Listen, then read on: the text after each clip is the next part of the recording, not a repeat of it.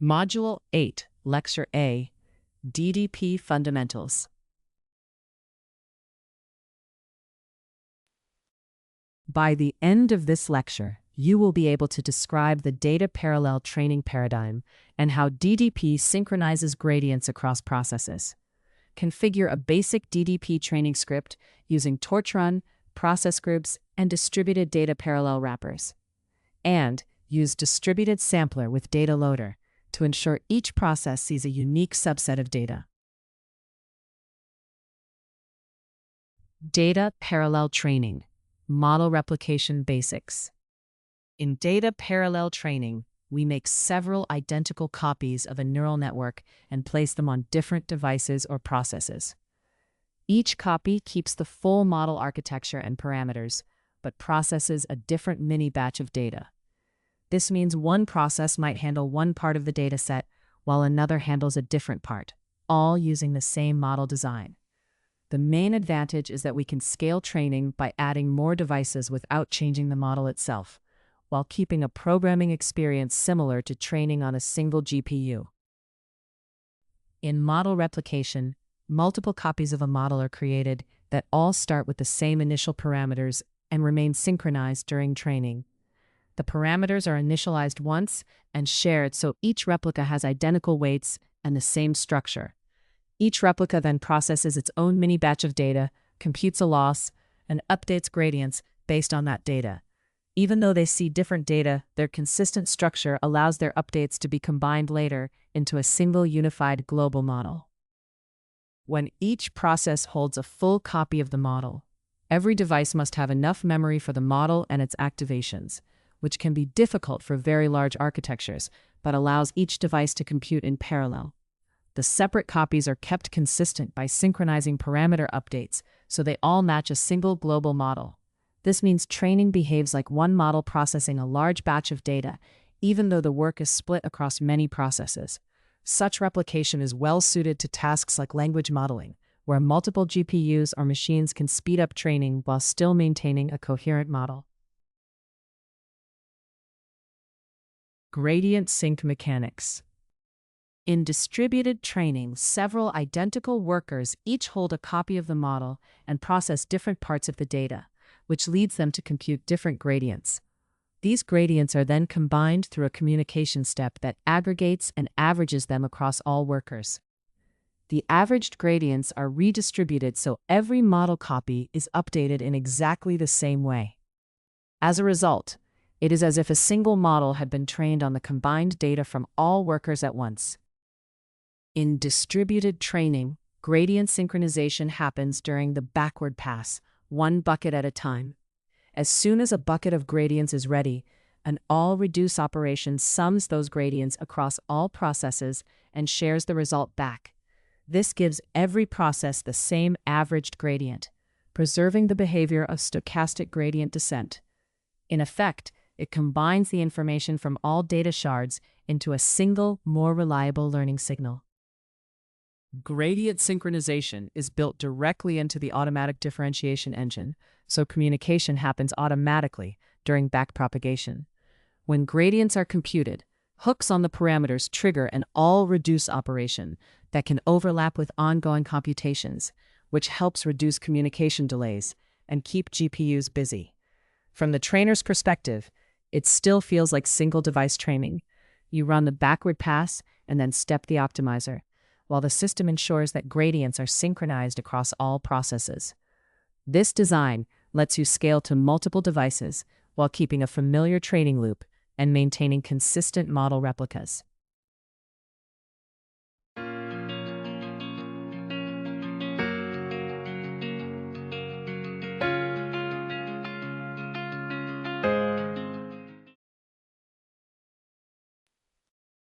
Python code. Gradient sync mechanics.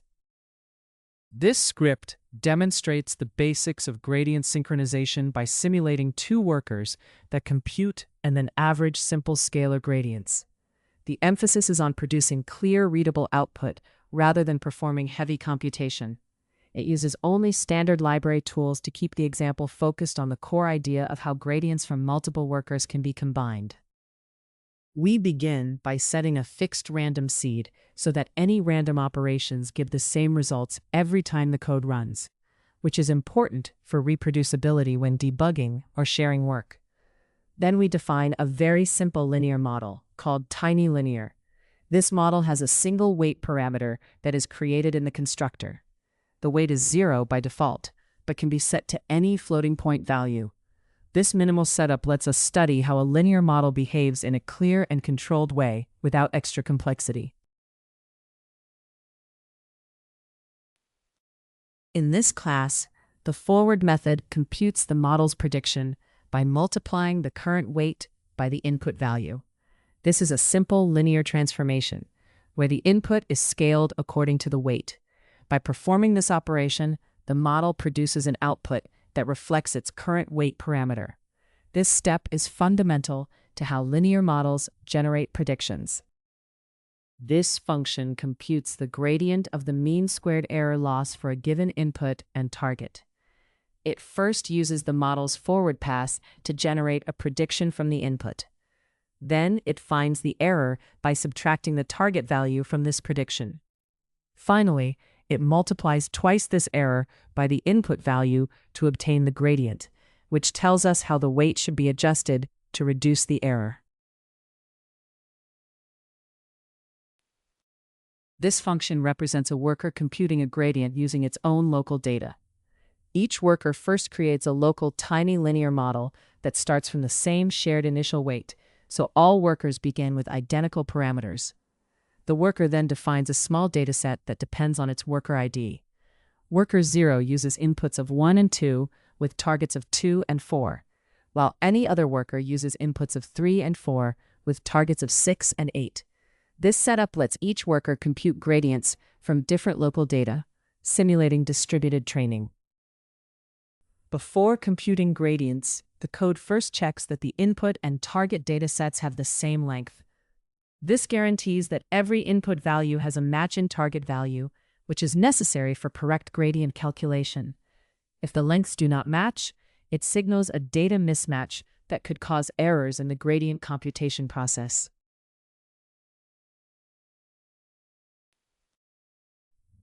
We begin by setting a variable to 0 to store the total gradient for the local mini-batch. Then we loop over each input and target pair in the local dataset, and for each pair, use the model to compute the gradient of the mean squared error. We add each of these individual gradients to the total gradient variable. By the end of the loop, we have accumulated the gradients for all data points in the mini-batch, so they are ready to be averaged. This function outputs the average gradient for a local mini-batch. It takes the total gradient accumulated over all inputs in the batch and divides it by the number of those inputs. As a result, the returned gradient represents the mean influence of the data processed by this worker, rather than the sum. This function simulates averaging gradients across multiple workers in distributed machine learning. It first checks that there is at least one gradient value, preventing errors from an empty input. Then it adds up all the gradients from the workers to get their combined effect. Finally, it divides this total by the number of gradients to produce a single averaged gradient, which represents the synchronized update that all workers would use to keep their models consistent.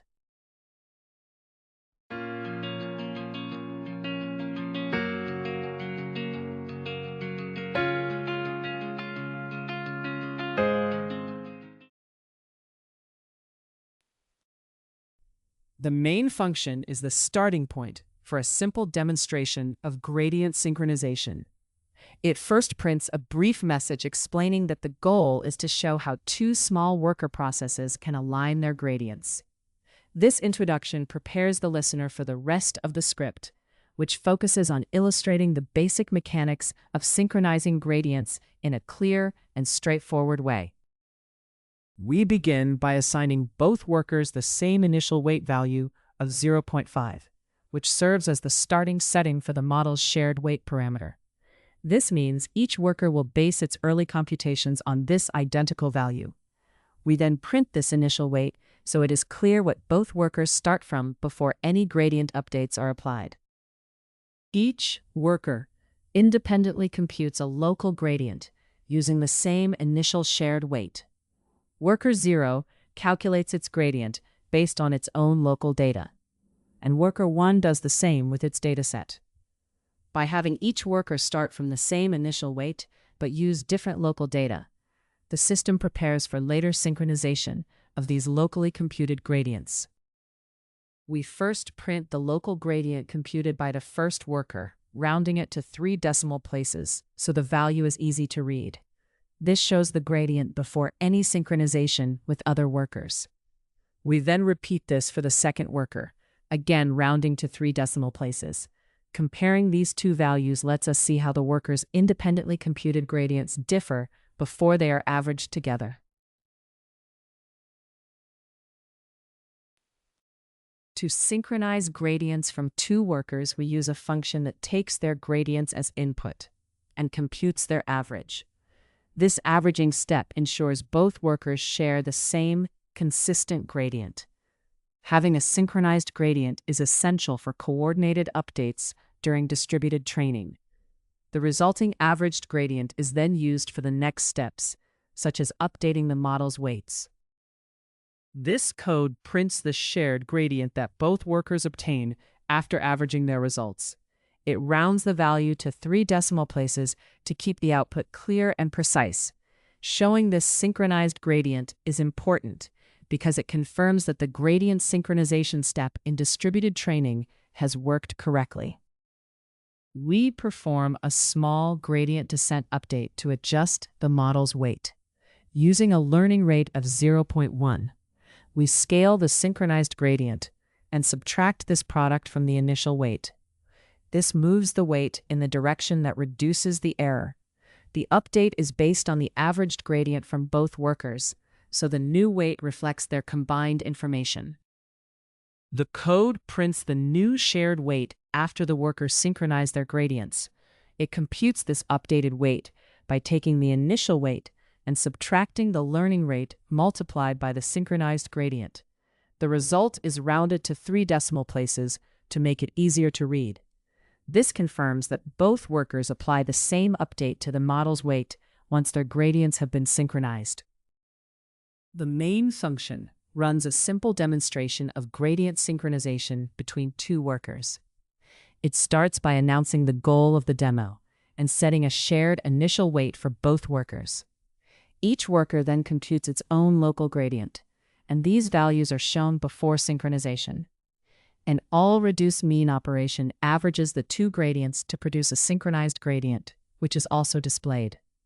Finally, the script applies a small gradient descent update using this averaged gradient and a fixed learning rate, and prints the new shared weight to show the effect of synchronization in updating.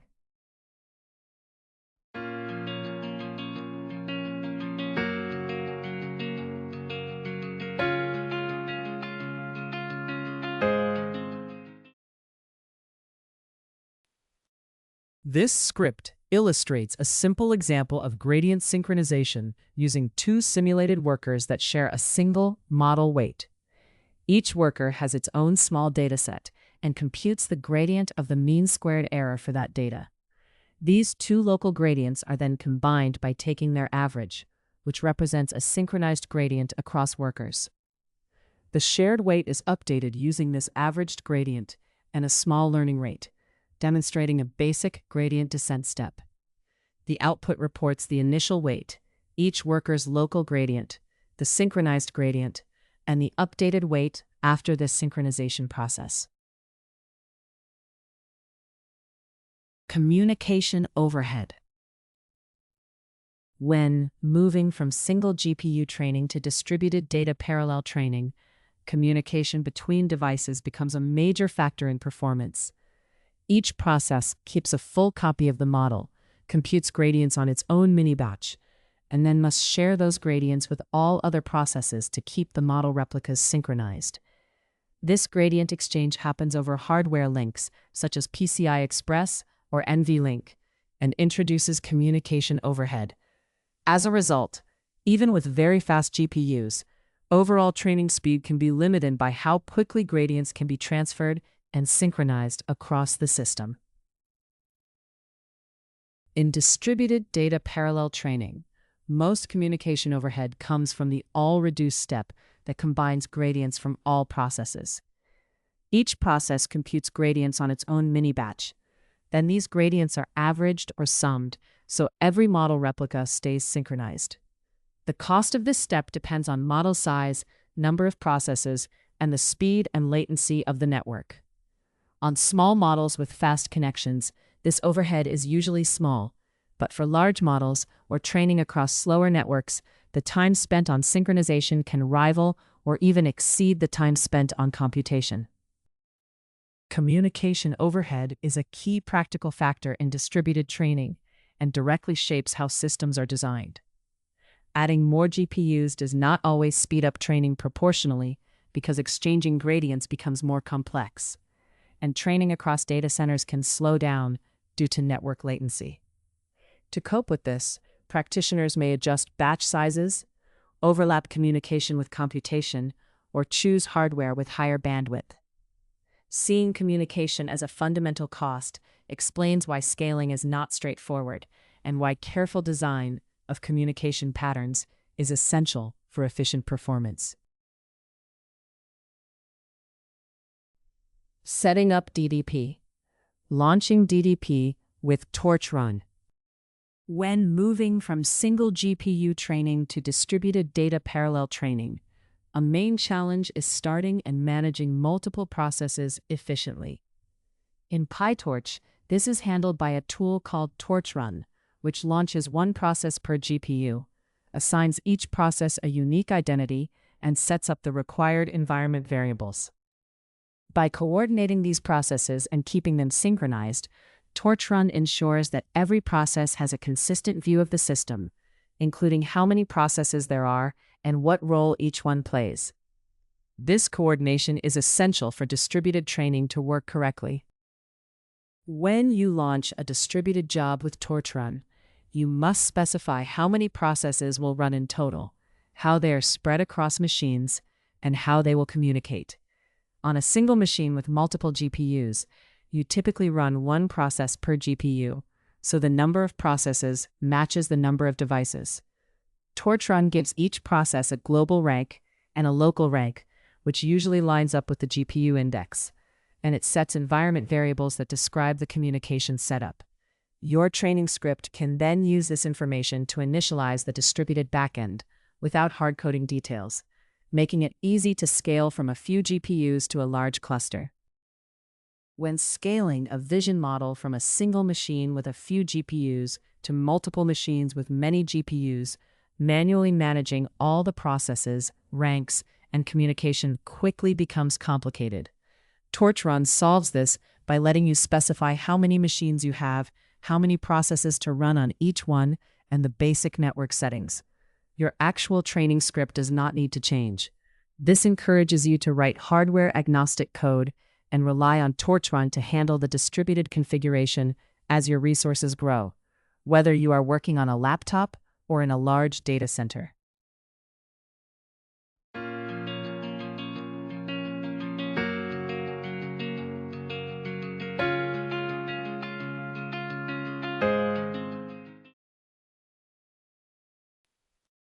Python code, launching DDP with torchrun. This script demonstrates how to launch distributed data parallel training using the torchrun tool. It is designed to run safely on a CPU-only environment, such as Google Colab, without requiring actual multiple GPUs. Instead of using real multi-GPU hardware, it simulates different process ranks so you can learn the basic DDP launch workflow in a simple, controlled setting. This comment explains that to run real distributed training with PyTorch, you must first install the PyTorch library along with Torch Vision and Torch Audio. PyTorch provides the core tools for working with tensors, while Torch Vision and Torch Audio support computer vision and audio tasks. Installing these packages with a package manager is an essential step in preparing your environment for distributed data parallel processing. The script starts by importing 3 key Python modules that provide basic tools it will need. It brings in the operating system module to work with things like environment variables, and the system module to access system-specific settings such as command line arguments and the system path. It also imports the random module to generate random numbers, which can be used to set a fixed seed for reproducible simulations or experiments. Together, these imports establish the core functionality the script relies on for its operations. This line brings in typing tools from the Python standard library that let you specify expected data types in your code. Using types such as dictionaries, anytype, and lists helps you write clearer function definitions. This makes it easier to understand what kind of data a function takes in and returns. As a result, the code becomes more readable and maintainable, especially in larger projects. We set a fixed random seed using the random library so that any random operations give the same results every time the code runs. This makes our work reproducible, meaning we can reliably repeat experiments or simulations. Reproducibility is especially important when testing and debugging because it lets us track down issues under consistent conditions. This section describes a helper function that simulates environment variables for distributed data parallel processes. The function takes the total number of processes, called the world size, and returns a list of dictionaries, one for each simulated process. Each dictionary stores the process rank, the world size, the local rank, and fixed values for the master address and master port. Together, these settings imitate a real distributed configuration, so the code can be tested as if it were running across multiple devices. This function builds a list of environment settings for a group of simulated processes in a distributed system. It loops from 0 up to the total number of processes, and for each step, it creates a dictionary of environment variables. In each dictionary, it records the process rank and the total world size as strings, and sets the local rank equal to the current process index, as if each process runs on its own local device. It also assigns a fixed master address on the local machine and a specific master port. Each dictionary is added to the list, and the function returns this list of environment configurations.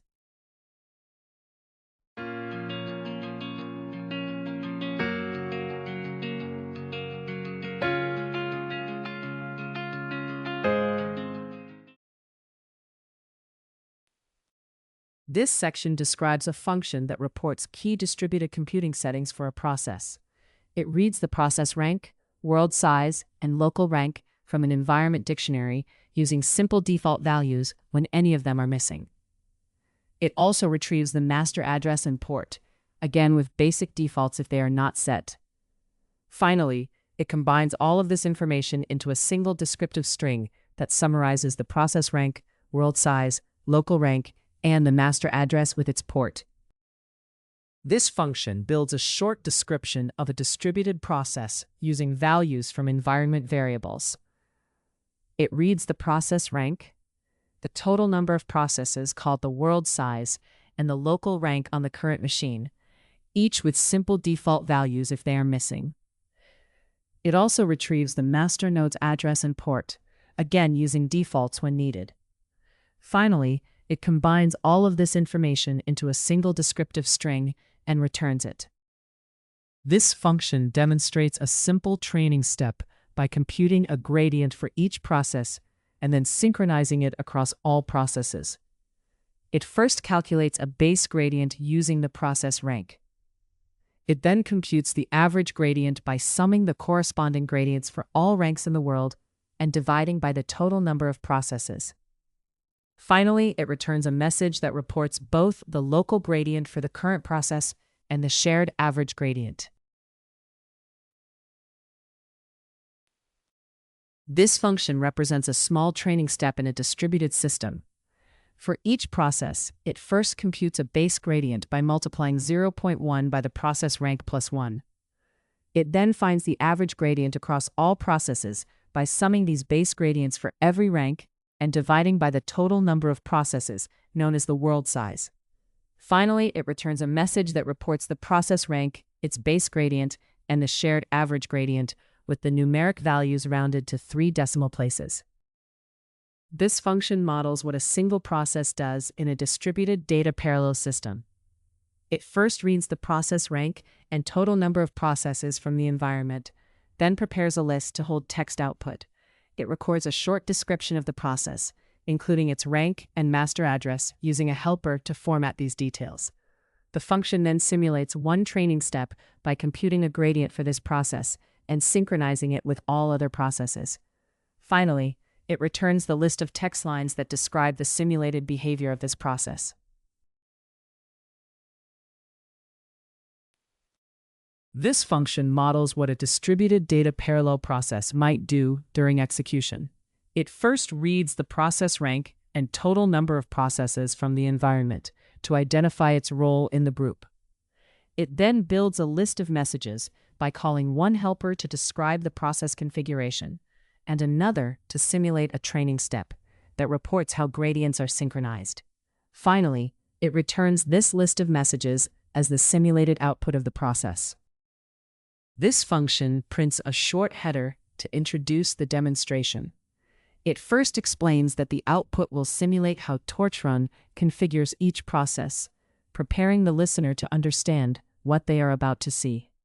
It then adds a line stating that each following line in the output corresponds to one launched process. Together, these messages clarify the purpose and structure of the demonstration's output. The print header function displays a short introductory message for the simulation. It first explains that the program is demonstrating how torchrun sets up each process. It then clarifies that each line of the upcoming output corresponds to one launched process. Overall, this function sets the context so the user understands what the simulation output represents. The main function coordinates a simulation of distributed data parallel processes by setting the world size to 4, meaning it will mimic 4 separate processes. It uses a helper function to create fake environment settings for each process, similar to how torchrun would configure them in a real run. After printing a brief explanation of the simulation, it loops over each simulated environment and calls another function that represents the work of a distributed process.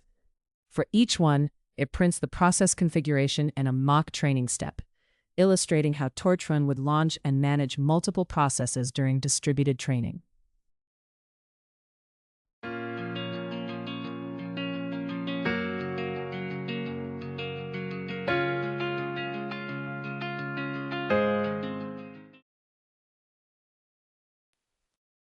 The main function serves as the entry point for simulating how torchrun launches distributed processes. It sets the world size to 4 to represent 4 simulated processes, then builds a set of fake environment variables for each one. After printing a brief header to describe the simulation, it loops over these environments and for each one simulates a distributed data parallel process. This simulation produces descriptive lines that are then printed to show how each process is configured and what it reports. In this script, a common Python pattern is used to check whether it is being run as the main program or imported as a module. When it is run directly, it calls a main function that manages a simulation of distributed data parallel processes using torchrun. This main function sets up the environment, imitates the behavior of multiple processes, and prints their configurations and actions. When the script is imported instead of run directly, the main function does not execute, which makes the code easier to test and reuse in other programs. This script demonstrates a simple distributed data parallel setup using torchrun, but it runs entirely on a single CPU while pretending to have 4 separate processes. It builds a fake environment where each process has its own rank and local rank, along with a shared master address and port. When run, it prints a short explanation of the simulation and then shows for each process its rank, the total number of processes, and how it connects to the master. It also simulates a training step in which each process computes a gradient based on its rank, and then averages these gradients across all processes. This gives a basic idea of how distributed training can synchronize gradients between multiple processes. Initializing process groups. After launching distributed training processes, the next step is to initialize process groups, which define how processes communicate and who participates. Each process must know the total number of processes, called the world size, and its own unique rank, which are provided by the launcher, so all processes share a consistent view. This shared information is essential for coordinated operations, such as broadcasting parameters and averaging gradients. Initializing the process group is the key handshake that turns separate processes into a synchronized distributed system. When you initialize a process group for distributed training, you must choose a communication backend and a rendezvous configuration that determine how processes talk to each other and how they meet. The backend should match your hardware, such as using a high-speed option for GPUs or a more general one for CPUs. The rendezvous settings act like a shared meeting point, so all processes can connect correctly. If these addresses or process identifiers do not match, initialization can fail and lead to difficult bugs. Careful coordination of these settings is therefore essential for reliable multi-node training. Process groups let you organize distributed training more flexibly by creating subgroups of processes for specific communication needs, such as those running on the same node. This is especially useful for model parallelism and large-scale experiments. It is important to initialize these groups early and shut them down properly to manage resources. Treating process group design as a core part of your setup gives you better control over how training scales and how it interacts with hardware and networks.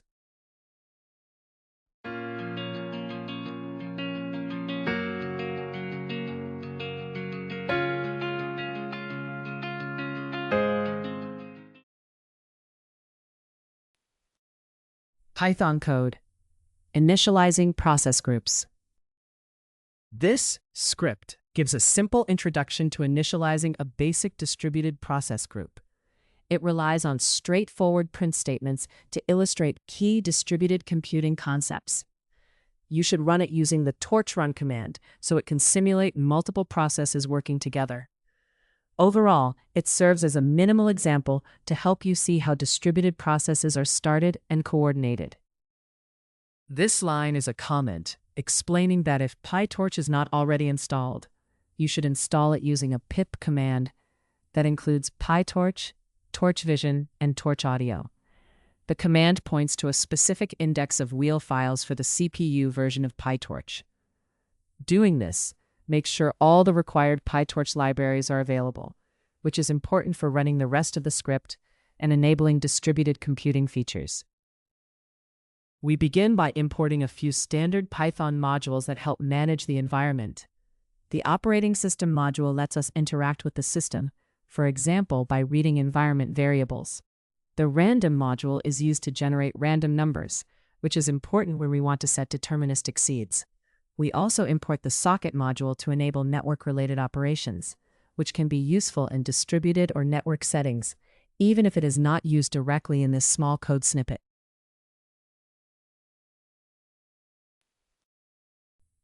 The code first tries to import PyTorch and its distributed tools, and if that fails, it sets both of them to a null value. This likely happens when PyTorch is not installed. By doing this, the script can still run without crashing and can focus on explaining distributed concepts at a high level. It simply avoids actually running any distributed operations when PyTorch is unavailable. We first fix the seed used by the random module, so that any random operations give the same results every time the program runs, which is important for reproducible experiments or simulations. We also set the Python hash seed environment variable to 0, so that Python's hash function behaves in a deterministic way. This makes the behavior of hash-based data structures, such as dictionaries, consistent across different runs of the code. Together, these steps help ensure that the program's behavior is repeatable and reliable. This function checks whether the script is running with only one process. It reads an environment setting that indicates how many processes are involved. And if that value is missing, it assumes there is just one. The function then compares this value to 1 and returns true if they match. This result is used to decide whether a distributed process group needs to be initialized, since a single process does not require that setup. The choose backend function selects the best distributed processing backend based on the system setup. It first checks whether the Torch library is available. If not, it uses the glue backend, which runs on the CPU. If Torch is available, it then checks for CUDA support to see if a compatible GPU is present. When CUDA is available, it chooses the NCCL backend, which is optimized for NVIDIA GPUs, and if not, it falls back to glue. This logic automatically picks the most efficient backend for the current hardware and software environment. The print header function displays a simple formatted header using a given title string. It first creates a line of equal signs that matches the length of the title to act as a separator. It then prints this line, the title, and the same line again. This produces a clear, visually distinct header that helps mark different sections in the program's output. The main function in this example is used to show how process groups are set up.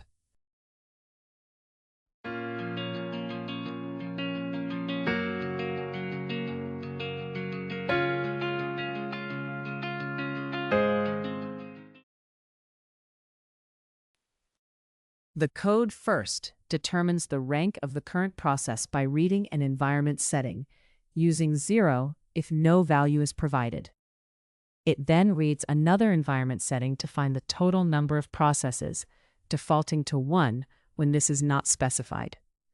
Together, these two values identify each process and indicate how many processes are participating. This information is essential for organizing and managing work in distributed computations. This code prints the rank and world size of the current process in a distributed system. The rank is the process's unique identifier, and the world size is the total number of processes running.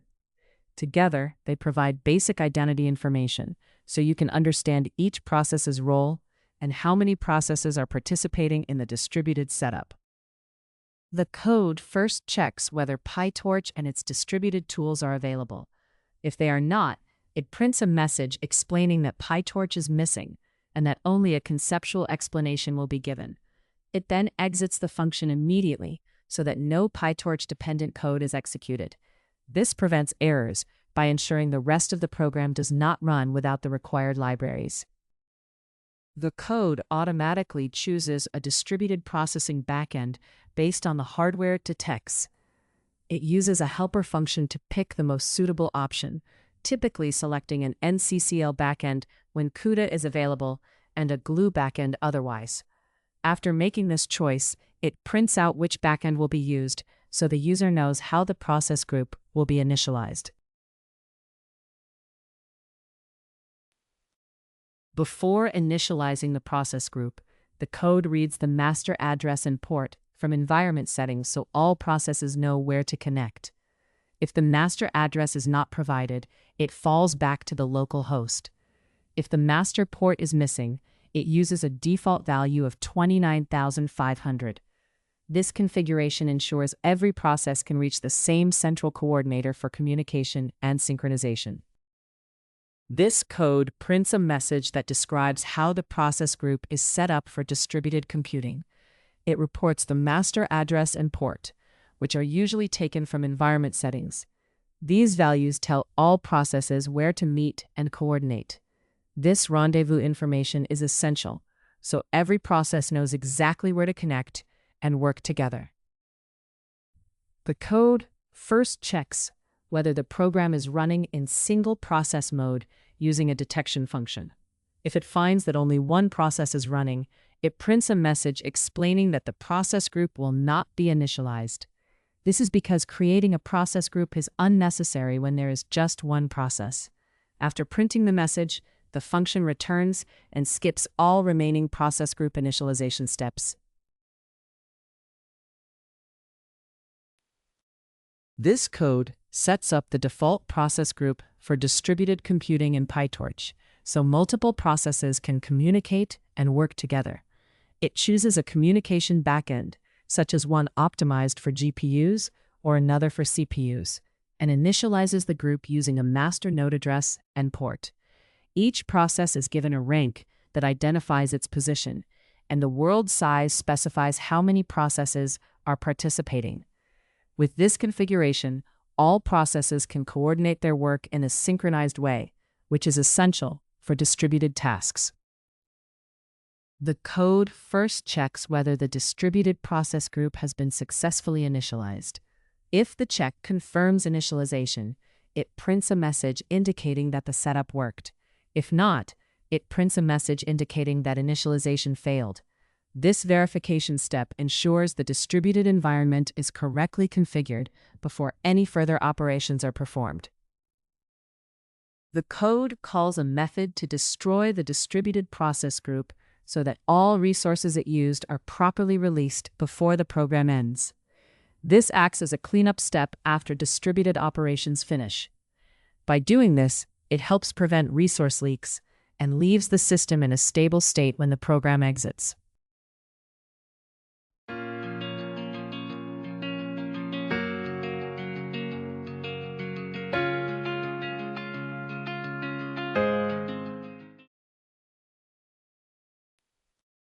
At the end of the script, the main function is called, serving as the program's entry point.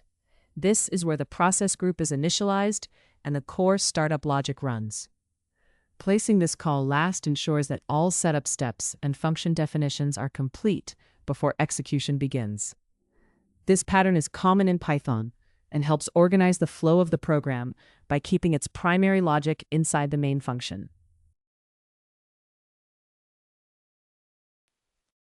This script shows how to set up a simple distributed process group using PyTorch. When launched with the torchrun tool, it simulates multiple processes, each identified by a rank and aware of the total world size through environment variables. It checks that PyTorch is available, sets a fixed random seed, then chooses a communication backend, preferring an option optimized for GPUs when CUDA is present, and otherwise using a more general backend. The script prepares the master address and port for processes to rendezvous, skips initialization if only a single process is running, and otherwise initializes the process group with the selected settings. After confirming successful setup, it cleans up by destroying the process group, which is an essential pattern for distributed training or other multi-process computation tasks. DDP model wrapping. Once your distributed setup is ready and each process knows its rank and device, you wrap the model for distributed data parallel training. You move each model copy to the correct device, usually the local GPU, and then create a distributed data parallel version of it. From that point on, you use this wrapped model like a normal one, running forward passes, computing the loss, and stepping the optimizer. The wrapper automatically handles gradient computation and communication, so that training behaves as if a single large batch were processed across all devices.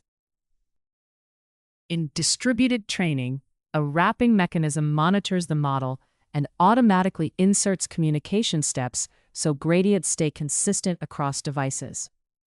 As each mini-batch is processed, it groups parameters into buckets and uses an all-reduce operation to average gradients from all processes.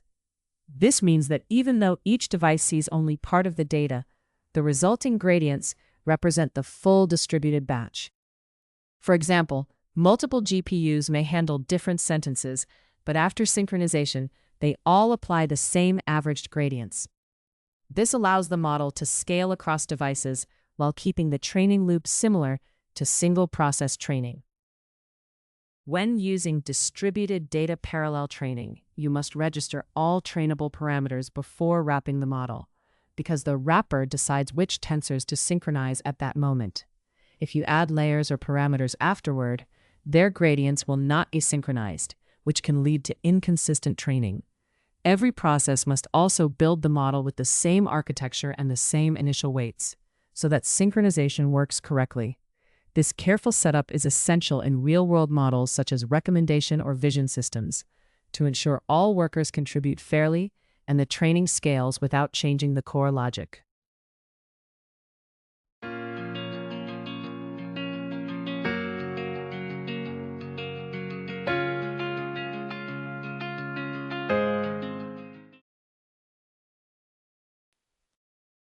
Python code DDP model wrapping. This script demonstrates a basic idea from distributed data parallel training. It shows how a model can be wrapped so that its gradients are synchronized across different processes or devices. The goal is not to cover all implementation details, but to give a clear, beginner-friendly view of how gradient synchronization works conceptually. By focusing on this simple setup, it helps learners understand the core behavior of a distributed data parallel style approach. The script starts with a comment explaining that PyTorch and its related libraries should be installed if they are not already available. It uses a command that installs PyTorch, Torch Vision, and Torch Audio while keeping the installation output quiet. This setup step ensures that all the essential tools for building and running neural networks are in place. Having these libraries ready is necessary for the later parts of the code that handle model training and gradient synchronization. We begin by importing a few standard libraries that support our script. The operating system library lets us interact with the system environment.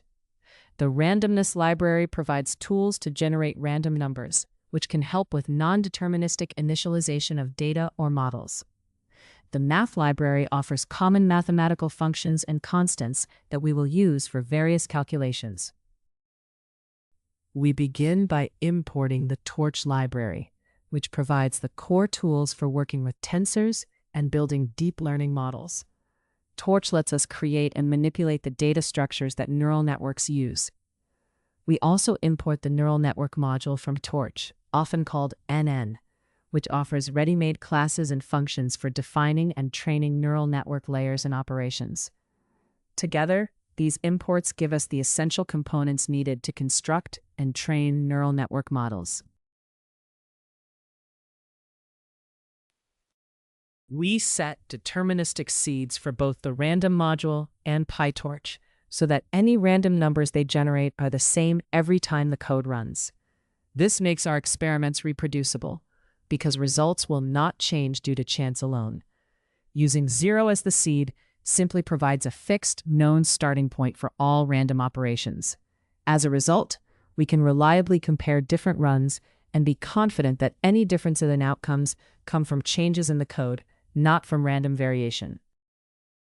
This code chooses whether to run computations on a GPU or a CPU. It first checks if a CUDA-capable GPU is available on the system.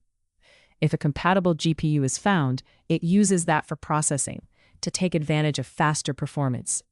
If no such GPU is available, it falls back to using the CPU, so the program can still run on any machine.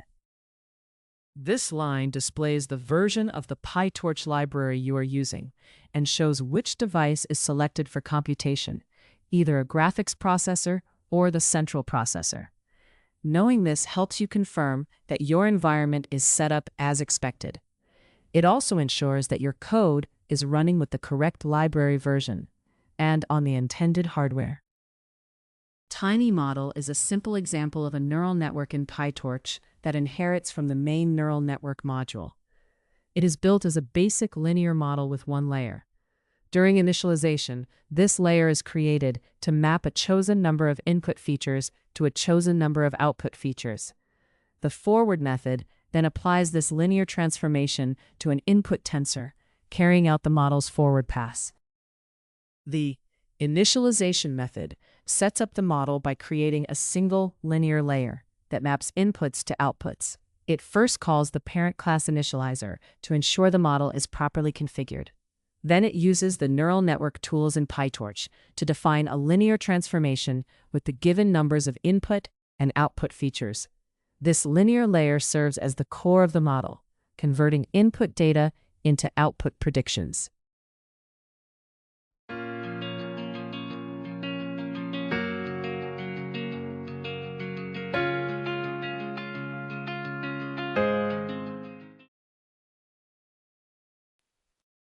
This forward method performs the forward pass of the model by taking an input tensor that represents the data and passing it through the linear layer. This layer transforms the input according to its learned parameters, changing the data into a new representation. That transformed tensor is the model's output for the forward pass and is then used in later steps, such as computing the loss. We use a helper function called buildBaseModel to create a new tiny model instance with a fixed structure. This model is always set up to accept 4 input features and produce 2 output features. Using fixed input and output sizes keeps different model instances consistent. The function then returns this initialized model so it is ready for further use or modification. To simulate 2 separate processes in a distributed data parallel setup, we start by creating 2 instances of the same tiny linear model. We first call the model building function to construct the base model. Then we call the same function again to create a second identical model, which serves as a replica of the first. With these 2 matching models, we can mimic how 2 parallel processes would behave during distributed training. We begin by copying the state dictionary from the base model to the first replica, so both models share exactly the same weights and biases. This ensures the replicas are identical before any training occurs. Having matching initial parameters is essential when simulating a distributed data parallel setup, because each process must start from the same model state for the training to be consistent and comparable. We place both copies of the model on the same selected device, which may be a graphics processor or a central processor, depending on what is available. This keeps all their computations on one type of hardware. Doing so improves efficiency and ensures the models behave consistently during processing. We use a mean squared error loss function from PyTorch's neural network tools to measure how accurate a model's predictions are. This loss is computed as the average of the squared differences between the predicted values and the true values. A smaller value means the predictions are closer to the actual data. By calculating this loss, we can evaluate the model's performance and use it to guide the optimization process to improve accuracy. We start by creating a small batch of fake input data using a PyTorch random function, making a 2x4 tensor, and placing it on the chosen device. This serves as a stand-in for a batch of input features that would be fed into the model. We then create target data in the same way, but with a size of 2x2, also on the same device. These targets act as the expected outputs that the model should learn to predict during training. We use assertions to make sure our input and target tensors have the correct shapes before they go through the model.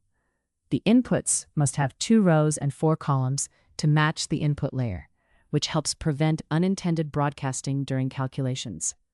The targets must have 2 rows and 2 columns to match the output layer. These checks catch shape mismatches early and prevent silent errors that could produce incorrect results. We run a separate forward pass on each model replica. First, the input data goes through the base model to produce predictions. Then, the same data is passed through the replica model to get its predictions. This mirrors how different processes in a distributed data parallel system each compute their own forward pass. Doing this allows us to later compare and synchronize the results from the different replicas.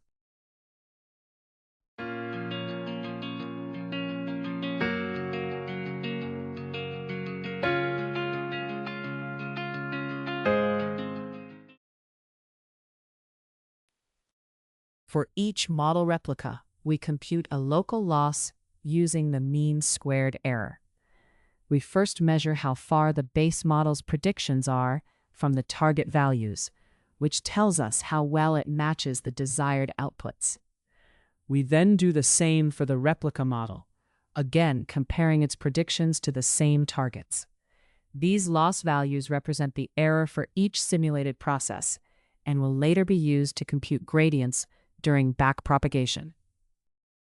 In the backward pass, each model replica computes how the loss changes with respect to its parameters, producing gradients that show how much each parameter contributed to the error. This information is essential for updating the parameters during optimization. By running the backward step on the loss for every replica, each model independently calculates its own local gradients based on its own forward pass results. We begin by collecting the gradients from the first model replica, detaching each parameter's gradient from the computation graph, and copying it so the values are stored independently. We then repeat this process for the second model replica, gathering its gradients in the same way. By keeping the gradients for each replica separate and unaffected by later operations, we can accurately simulate distributed data parallel training, where each model copy computes and holds its own gradients before any further processing. We simulate gradient averaging by first creating an empty list to hold the results, then looping over pairs of gradients from two model replicas.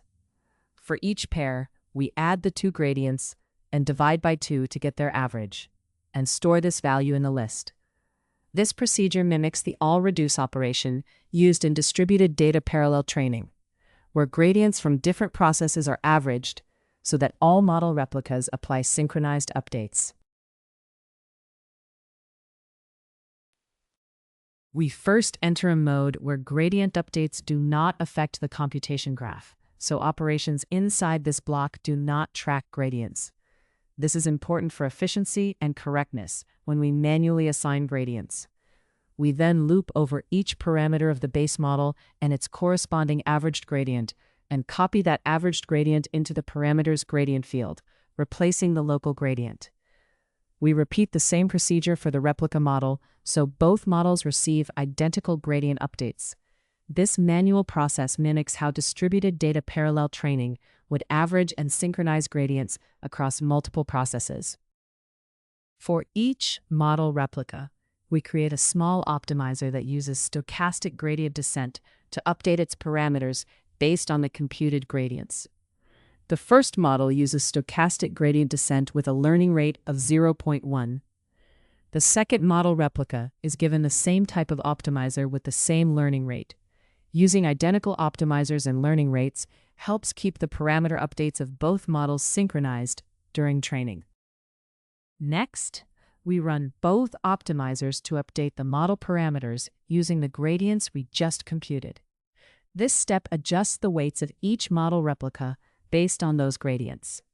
By updating both models at the same time, we keep their parameters aligned. As a result, each replica reflects the same averaged gradients and stays synchronized during training.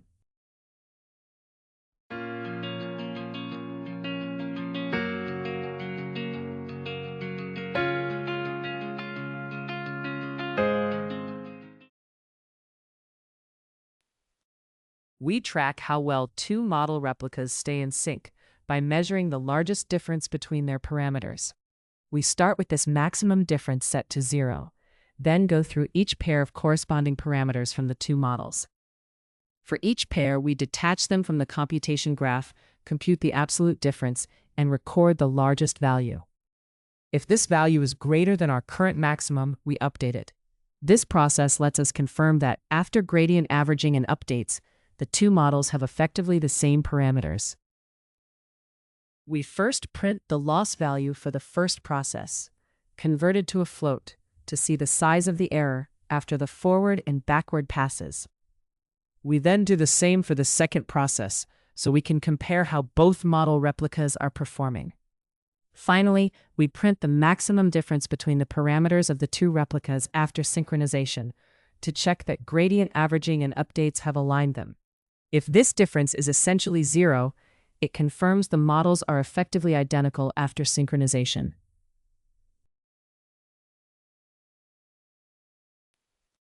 This script shows a simplified example of distributed data parallelism in PyTorch using a tiny linear model. It simulates two processes by creating two identical model replicas with the same initial weights on the same device, then feeds them matching random inputs and targets. Each replica runs a forward pass, computes mean squared error loss, and performs backpropagation to obtain gradients. The script then manually averages the gradients from both replicas to imitate the all-reduced step in distributed training. and applies these averaged gradients back to each model. After the optimizers update the parameters, it reports the loss for each process and verifies that the model parameters are identical, confirming that the replicas stay synchronized. Distributed data samplers using DistributedSampler. When moving from single GPU to distributed data parallel training, it is important that each process works on a different part of the dataset. A distributed sampler solves this by splitting the dataset into equal, non-overlapping chunks and assigning each process a chunk based on its rank. This way, in a multi-GPU setup, every GPU processes a unique partition, so the whole dataset is covered without repeating samples. This design helps maintain good statistical efficiency and ensures gradients are aggregated correctly across all processes. In distributed training, a distributed sampler must be configured with the total number of processes and the identity of the current process. This lets the sampler assign a distinct subset of data to each process and know which samples belong to the one that is running. Once set up, the sampler works with the DataLoader so that each batch only contains the indices for that process. As a result, the training loop looks much like single GPU training, but each worker processes its own unique portion of the dataset, such as a different set of images in a classification task. When a distributed sampler is used with a dataset that does not divide evenly across processes, it adds a few duplicate indices so that each process receives the same number of samples per epoch. These extra indices are spread out to minimize bias, so the data remains as fair as possible. This keeps all processes working in sync during training and avoids situations where some processes finish early and sit idle. As a result, the distributed training pipeline stays balanced and well coordinated.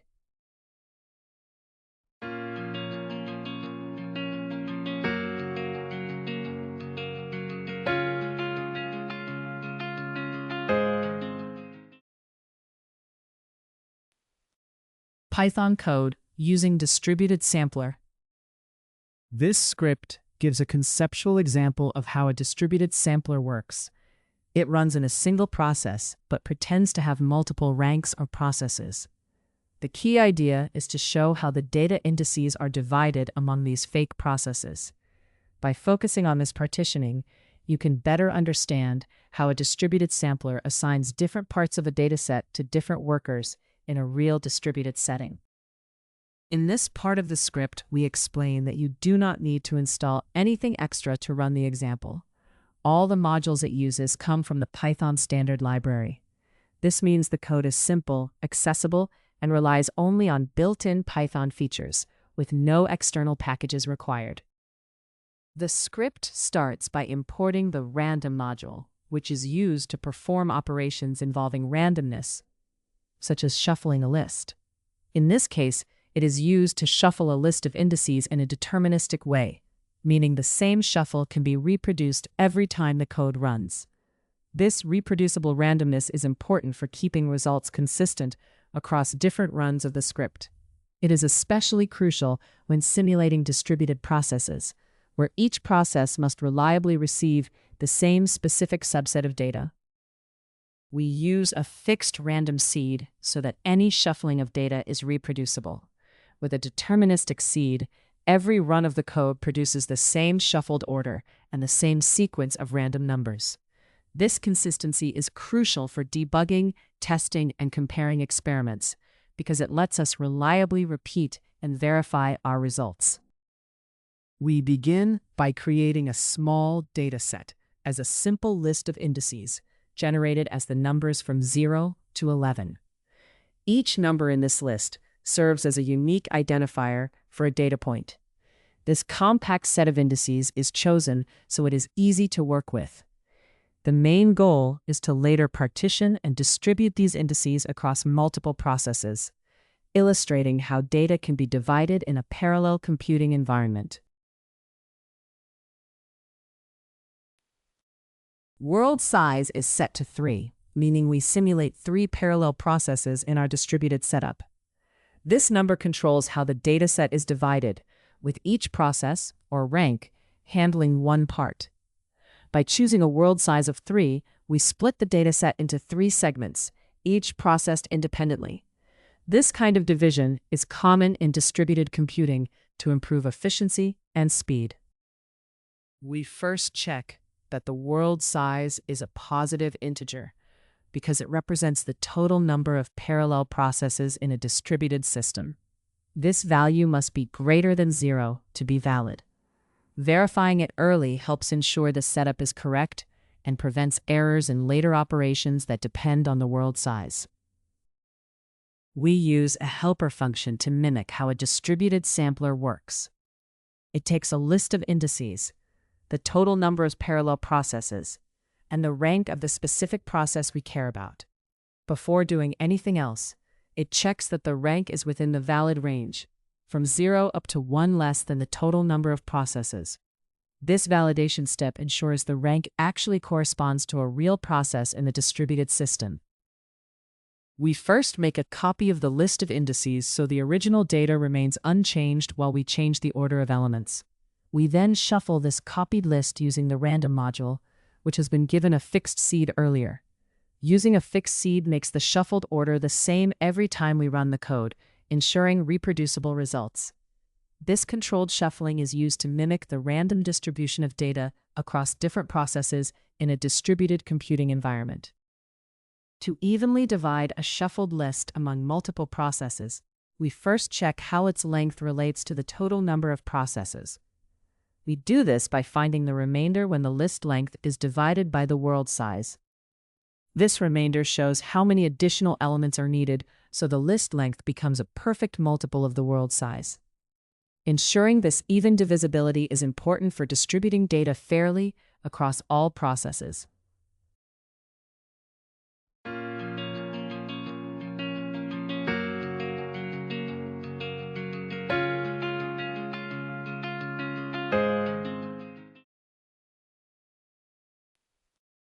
To give each rank the same number of indices, we first check whether the total number of indices is evenly divisible by the world size.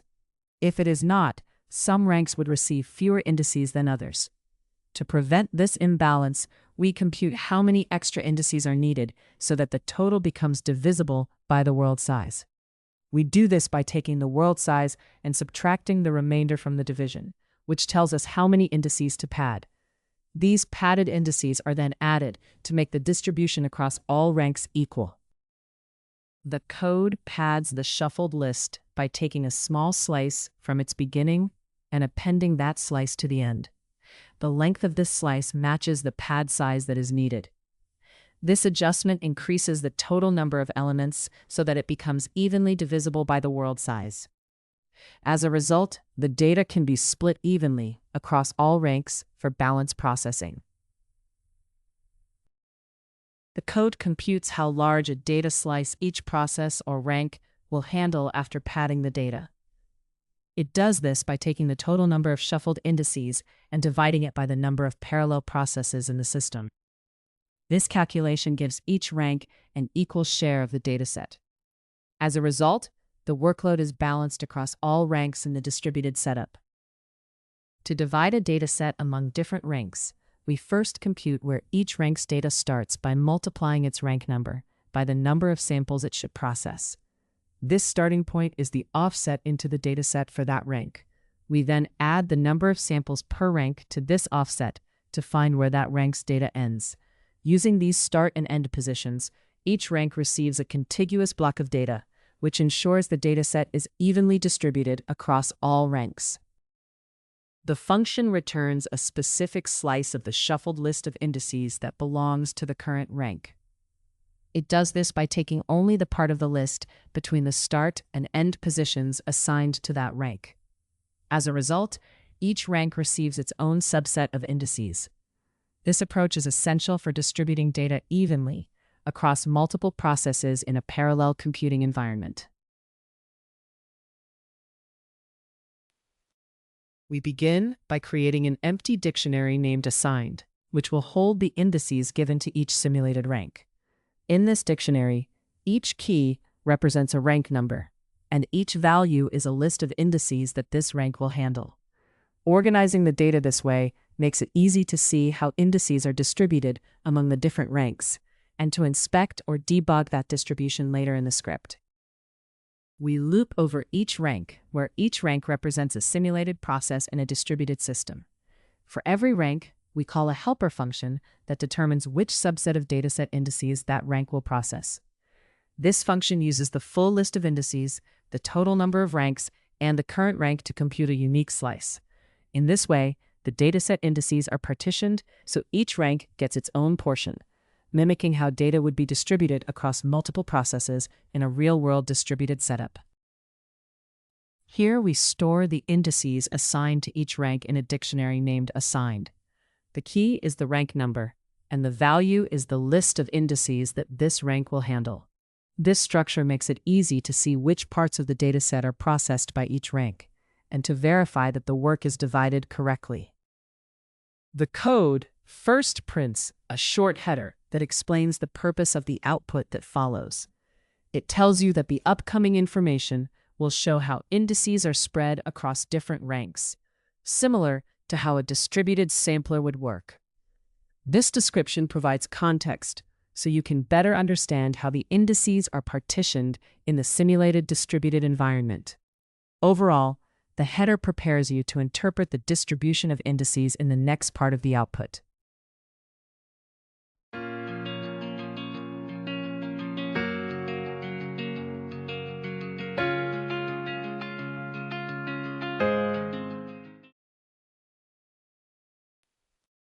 The code prints the full set of dataset indices so you can see the original ordering before it is split.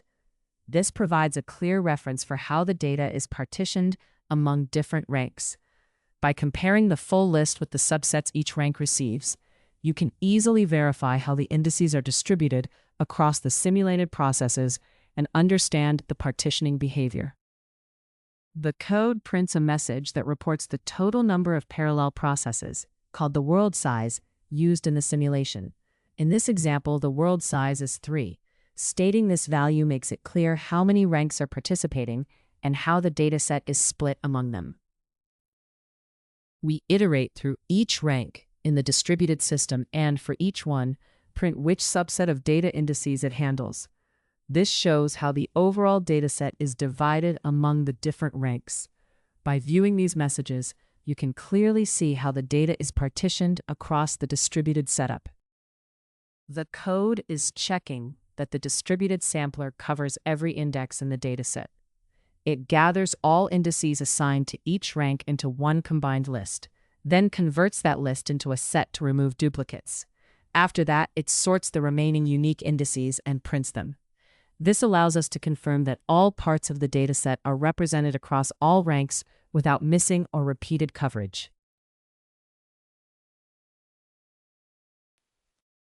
This script demonstrates how a distributed sampler can split a dataset across multiple parallel processes using a single process to mimic several ranks.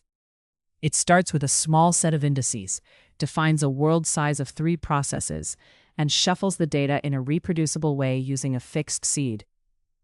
The script then pads the shuffled data if needed, so it can be divided evenly, and assigns each rank a distinct slice of indices. When run, it prints the full dataset, the world size, and the indices assigned to each rank, and finally verifies that the combined indices from all ranks cover the entire dataset, showing that the partitioning is effective. Epoch shuffling behavior. In multi-process training, shuffling data across epochs is essential for both convergence and correctness. Unlike single-process training, each process in a distributed setup handles only a slice of the dataset, so shuffling must be coordinated. A distributed sampler solves this by creating one global shuffled list of dataset indices and assigning each process a unique, non-overlapping segment.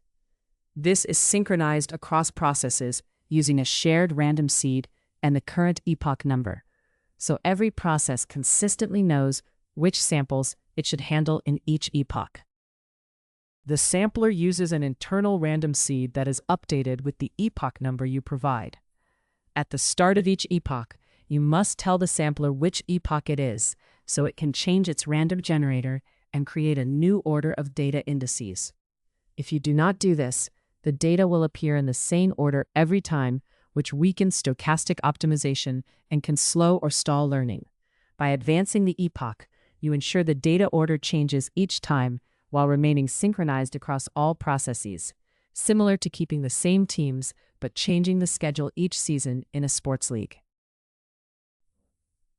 In distributed training, if the dataset size is not evenly divisible by the number of processes, the sampler pads the data with repeated indices so each process receives the same number of samples.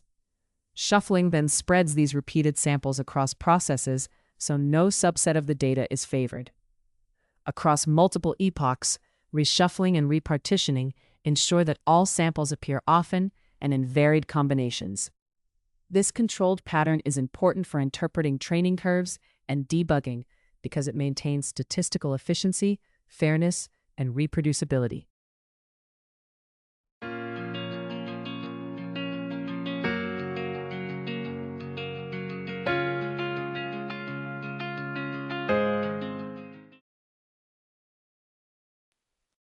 Python code, epoch shuffling behavior. This script demonstrates how distributed epoch shuffling works in a simple controlled setting. It simulates multiple ranks and a data sampler without relying on external libraries. The main goal is to show how the order of samples changes from one epoch to the next in a deterministic way. By observing this behavior, you can better understand how distributed training keeps shuffling consistent across epochs and ranks. This line is simply a comment showing how you might install the PyTorch library with a package manager. It is relevant for real distributed training setups, where PyTorch is often used for deep learning. In this particular script, though, we only simulate distributed behavior and do not actually use PyTorch. As a result, the line mainly serves as a placeholder or reminder for when you move to a real implementation. We begin by importing the random and math modules to prepare for our data processing tasks. The random module lets us generate random numbers and perform controlled shuffling, which is important for organizing data in a predictable way. The math module provides functions and constants we need for calculations, such as finding the padded length of the dataset. Together, these tools enable deterministic shuffling and proper partitioning of data across different ranks in a distributed system. We set a global random seed so that any random operations in the script always produce the same results each time the code runs. This makes the behavior of the program deterministic instead of changing from run to run. Such consistency is important for debugging and testing because it lets us reproduce the exact sequence of random numbers. As a result, we can reliably compare outcomes and track down issues in a controlled way. We begin by creating a simple synthetic dataset made of the integers from 0 to 9, which serve as sample identifiers. This list of 10 numbers represents the dataset indices and will be used to show how data samples can be assigned to different ranks during training. The specific choice of 10 elements is arbitrary, but it provides a clear and manageable example. Using this small dataset, we can easily demonstrate how shuffling and partitioning work in a distributed training setting. We set the world size to 3 to define how many ranks or partitions we will split the dataset into. This choice ensures that after padding, the total dataset length is evenly divisible by the number of partitions. Having an evenly divisible dataset is important for simulating distributed training, where data must be split fairly across multiple processing units. This setup helps create a balanced and realistic distributed training environment. We start by checking that the dataset contains at least one element and that the world size is greater than 0. This validation step is important because it ensures there are samples available to distribute and that the number of processing ranks is valid.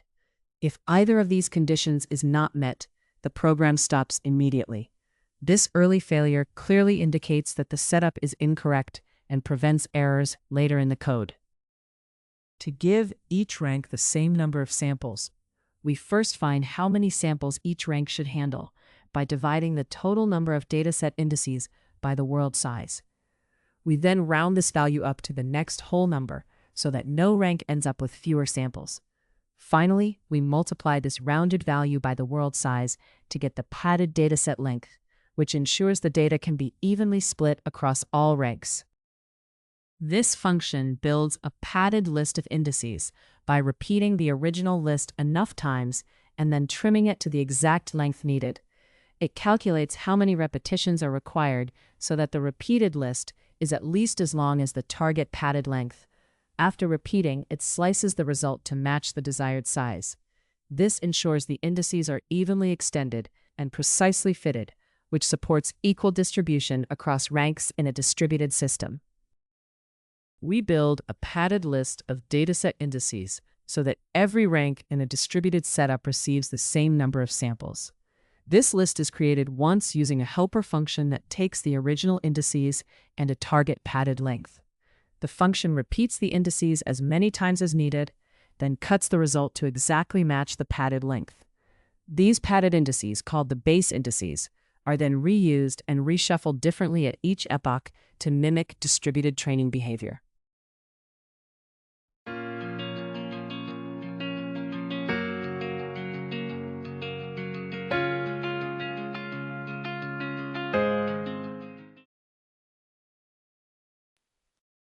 This function simulates how data is shuffled across different ranks for each training epoch. It creates a local random number generator and seeds it with a value based on a fixed base number plus the current epoch. This seeding strategy makes the shuffle deterministic and unique for each epoch. So the same epoch always produces the same order, while different epochs produce different orders. This behavior is important for consistency and reproducibility in distributed training. We first create a new list from the base indices so we can shuffle it without changing the original order, which we may need later. Then we use a random generator that has been seeded for this specific epoch to shuffle the list in a deterministic way. This means the same epoch will always produce the same shuffled order.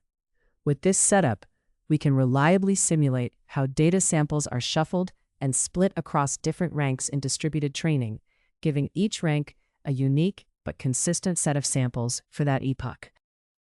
The code first finds the chunk size by dividing the length of the shuffled list by the total number of workers, called the world size. This value sets how many samples each rank will process.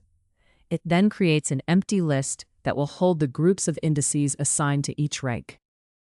In this step, we loop over all ranks in the world size and for each rank, compute a start and end index based on the chunk size. Using these indices, we take a slice from the shuffled list that corresponds to that rank. This slice is the unique segment of data assigned to the current rank for the epoch. We then append this segment to the collection of rank chunks so that every rank receives its own distinct portion of the shuffled data.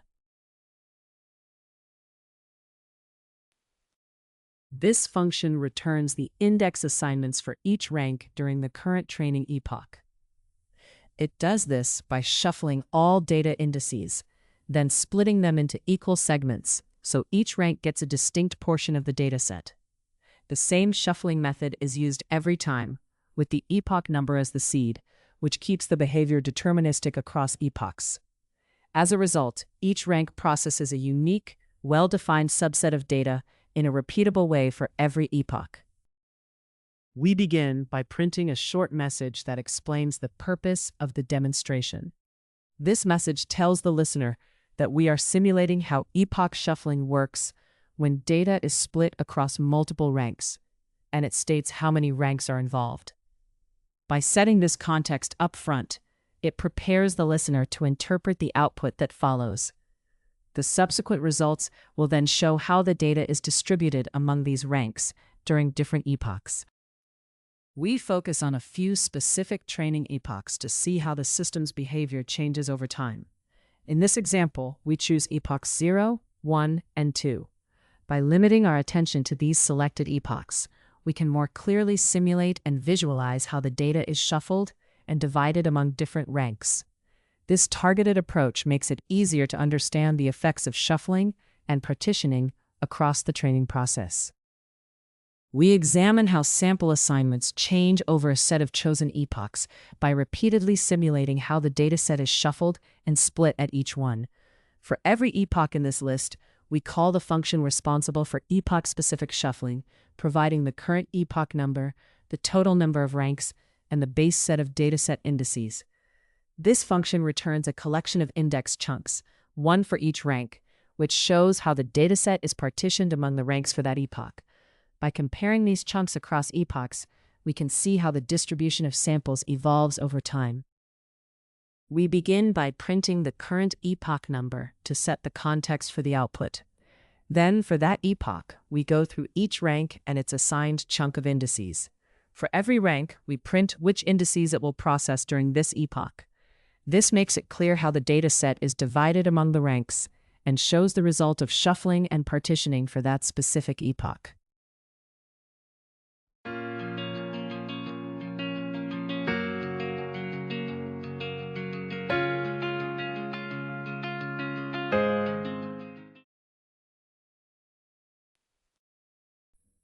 This script illustrates how epoch shuffling works in a distributed training setup using a simple integer dataset. The data is split across 3 parallel processes, called ranks, and padded so each rank receives the same number of samples. For each epoch, the dataset is shuffled in a deterministic way using a seed based on the epoch number, so the shuffling is repeatable and consistent. The shuffled data is then divided into chunks, one per rank, and the script prints which indices each rank sees over several epochs. This demonstrates how distributed training ensures that each rank processes different data each epoch. Debugging rank mismatches. In distributed data loading, a rank mismatch happens when different processes disagree about how many workers there are, what each process's rank is, or how the dataset is split. This leads to problems like training hangs, tensor size mismatches, and uneven sample distribution. To avoid this, every process must share the same understanding of the total number of processes, its own rank, the dataset size, and how many samples it should handle each epoch. When these assumptions are not aligned, data slices and gradient synchronization do not match, wasting computation and producing unreliable performance metrics. To diagnose rank mismatches in distributed data loading, look for signs like one process finishing an epoch early or logs showing different batch counts across ranks. These symptoms usually mean the samplers are not configured consistently. Common causes include an incorrect world size on a machine, which makes it assign itself too much data, or datasets with different lengths because of missing files. Engineers typically add logging to record the world size, rank index, dataset length, and sampler indices for each process, then compare them to ensure they match. Any differences in these values point directly to configuration problems that need to be fixed. To avoid rank mismatches in distributed training, you need all processes to be configured and started in a consistent way, so they behave predictably. In production, standardize environment variables, keep data directories the same across machines, and ensure pre-processing creates identical metadata everywhere. Reinitialize the data sampler at the start of each epoch, especially when resuming from checkpoints or changing the number of processes to prevent subtle bugs. When each process has the correct setup and its own proper slice of the dataset, they can work together reliably and mismatches are eliminated. Python code, debugging rank mismatches. This script provides a simple demonstration of how rank mismatches can occur during debugging. It simulates 2 different ranks and compares how each one assigns sampler indices. The goal is to focus on the shapes and sizes of these assignments, and to highlight where expectations about them may not match reality. By examining these differences, you can better understand and diagnose rank-related issues. In some environments, you may need to install the PyTorch library along with the Torch Vision and Torch Audio packages before running your script. A comment in the code can suggest a command to install these quietly, meaning with minimal output during installation. Doing this helps ensure that all required libraries are available and that the script can run smoothly even when they are not already installed. The script begins by importing 3 modules that prepare the tools it needs. It imports the operating system module to work with files and environment settings, the random module to generate random numbers and perform random operations, and the math module to access common mathematical functions and constants. Together, these imports provide essential capabilities for tasks like managing files, creating random behavior, and performing calculations that the rest of the script may rely on. We begin by importing the Torch library, which we use to create and manipulate tensors and run related operations. We then set Torch to use deterministic behavior, so that any operation involving randomness gives the same result each time the code is run with the same starting conditions. This setup is important for debugging and for making experiments reproducible.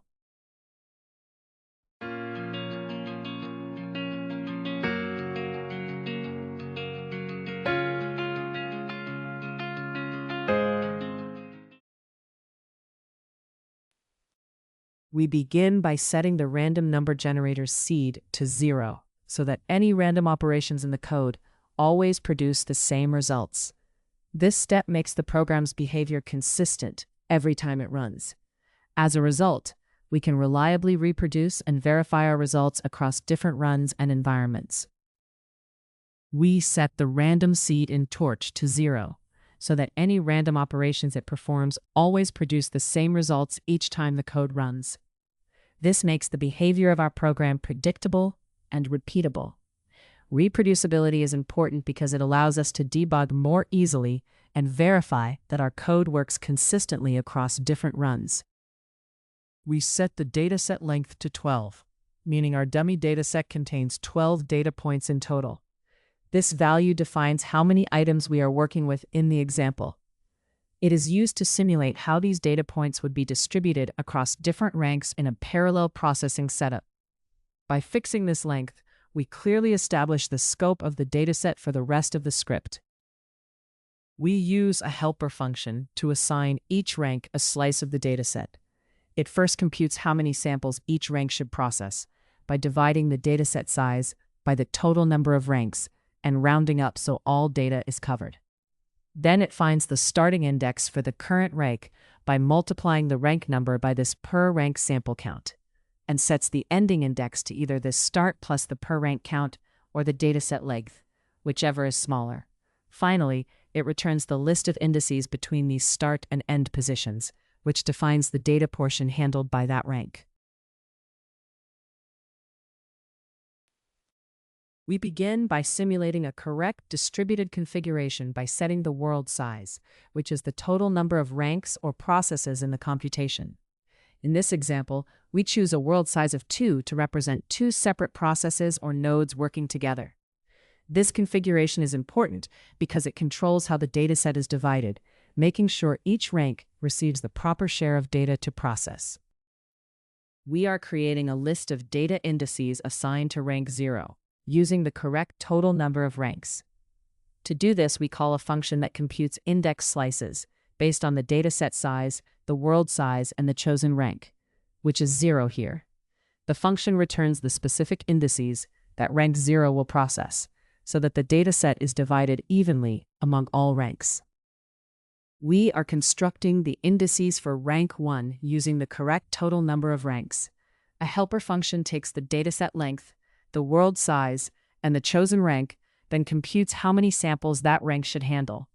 It determines the start and end positions for rank 1, and returns the list of indices assigned to it. This ensures that the data is split fairly and that rank 1 receives its proper share of the overall workload. In this example, we deliberately introduce a configuration error for rank 1 by setting the world size to 3, even though that is not the correct value for our setup. This intentional mismatch between the expected and actual configuration lets us see how it disrupts data distribution across the different ranks.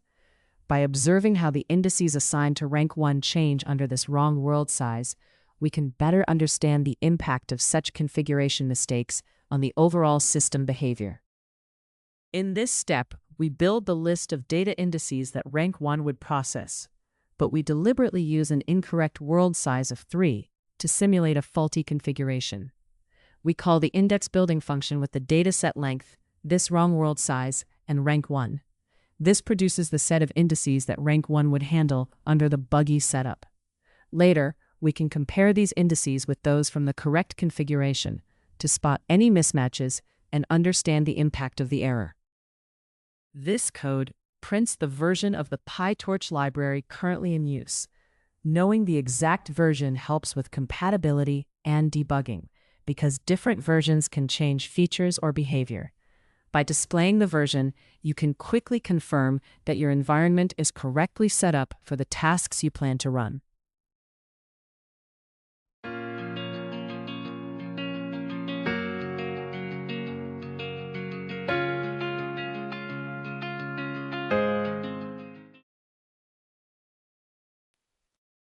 This code prints the indices assigned to rank 0 using the correct world size, giving a clear reference for how data should be distributed across ranks. By knowing what the correct index assignment looks like, you can compare it with other configurations. This makes it easier to spot mismatches or errors in how indices are assigned when the setup is not correct. We print the indices assigned to rank 1 in the correct configuration and use this as a reference for comparison. By having this baseline, we can check other configurations against it and quickly spot any mismatches. This helps us detect errors in how indices are assigned across different ranks and ensures the overall configuration is consistent. The code prints the indices assigned to rank 1 when an incorrect world size is used, exposing a mismatch in how data is distributed. By comparing these printed indices with what is expected, you can clearly see where the configuration is wrong. This demonstration helps pinpoint the exact error in the distribution of data across ranks. Overall, it shows how an incorrect world size leads to misaligned indices for a given rank. To find the union of indices for the correct configuration, we start by combining the index lists from rank 0 and rank 1 into a single list. We then convert this combined list into a set so that any duplicate indices are removed. Finally, we sort the resulting set in ascending order. This produces a clean, ordered list of all unique indices assigned across both ranks. We build a list of indices that represents the union of two sets, the correct indices for rank 0 and the buggy indices for rank 1. To do this, we first join the two lists, then convert the result to a set to remove duplicates, so each index appears only once. We then sort this set to get an ordered list of indices. This final sorted list represents the union of indices when rank 1 is misconfigured, and it can be compared with the correct configuration to spot any differences. We print the size of the union of indices to see how many unique samples are covered when the ranks are set up correctly. Taking the length of this union tells us whether every expected sample is included. If the size matches what we expect, it confirms that there are no duplicates and no missing samples in the configuration. The code reports how many unique indices are covered when rank 1 is set up incorrectly. By measuring the size of this combined set of indices, it shows how many distinct samples are actually being used under the buggy configuration. This helps reveal problems such as missing data or samples being distributed incorrectly across ranks. In short, the output highlights coverage issues caused by the misconfigured rank. To find overlapping work between two sets of indices, we first convert the indices for rank 0 into a set so we can quickly check membership. We then intersect this set with the buggy indices for rank 1 to identify any indices that appear in both. These shared indices represent duplicated work. Finally, we sort the overlapping indices, so the results are presented in a clear, ordered way. This code prints a summary of overlapping indices between rank 0 and a faulty rank 1 to reveal mismatches or duplicated work. By showing where their indices overlap, it exposes errors in how data samples are assigned to each rank. This makes it easier to see when the distribution of data is wrong. As a result, it is a useful tool for debugging problems in parallel processing setups.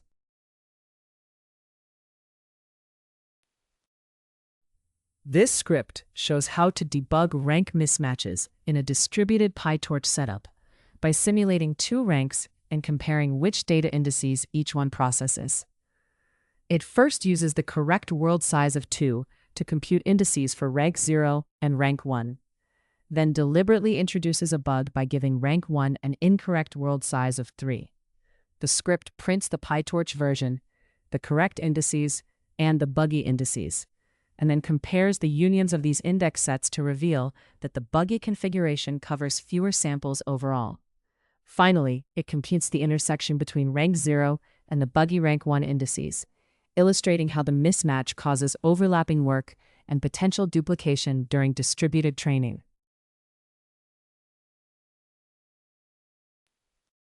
In this lecture, you learn to describe the data parallel training paradigm and how DDP synchronizes gradients across processes. Configure a basic DDP training script using torchrun, process groups, and distributed data parallel wrappers. And use DistributedSampler with DataLoader to ensure each process sees a unique subset of data. In the next lecture, Lecture B, we will go over scaling practices. Thank you for your attention. See you all in the next lecture.